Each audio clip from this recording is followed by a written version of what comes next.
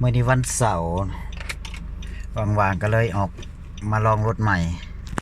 เป็นนิสสันนาวาร่าตัวนี้เป็นตัวเกียร์กระปุก6 สปีดเป็นอันนะนาวาร่าของเฮามีน้ำกันอยู่3 รุ่นแต่ว่ารุ่นเริ่มต้นแล้วก็เป็นรุ่นตัวนี้แล้วก็สิเป็นตัวท็อปแต่มื้อนี้สิออกมาลองแล่นเบิ่งว่าระยะทางอยู่บ้านเฮามันแล่นสุดๆสิได้ความไวเท่าไหร่จะกิโลเมตรเนาะเส้นทางตัวนี้เป็นเส้นทางเซปูนชายแดนเนาะเดี๋ยวสิลองแล่นเบิ่งเพราะว่าระยะทางตัวนี้ค่อนข้างสื่อสมควรแต่ว่ารถมันหลายอยู่ทางหน้าบ่ฮู้ว่าสิสปีดได้ส่ำใด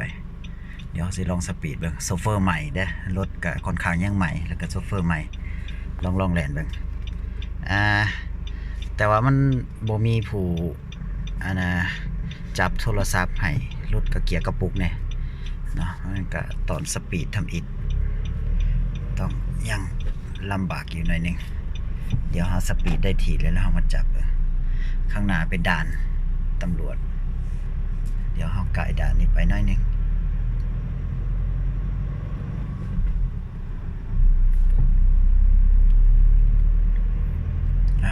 มีทั้งมัวทั้งอย่างมาเนี่ยตอนค่ำๆสิเนาะ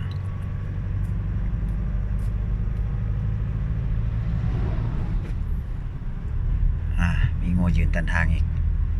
สิสปีดจังไดเนาะบัดนี้โอเคเดี๋ยวเขาใส่เลข5เลข6ได้กันโอเคเดี๋ยวเหยียบกันเบิ่งบัดนี้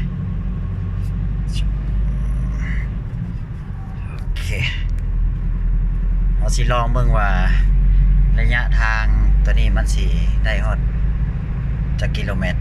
ตอนนี้อยู่ที่80เดี๋ยวลองสปีดเบิ่งเสียแต่ว่าจับพวงมาลัยเบิ่งเดียวแต่บ่ฮู้ว่าสิได้ส่ำใดโซเฟอร์ใหม่แน่ซันนาวาร่าเกียร์กระปุก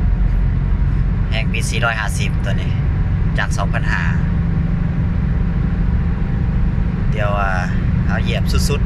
ๆมันสิแล่นได้จักกิโลเมตรข้าวเดียว160แต่ว่ายังปกติอยู่พวงมาลัยบ่สายเนาะได้จับพวงมาลัยเบิ่งเดียว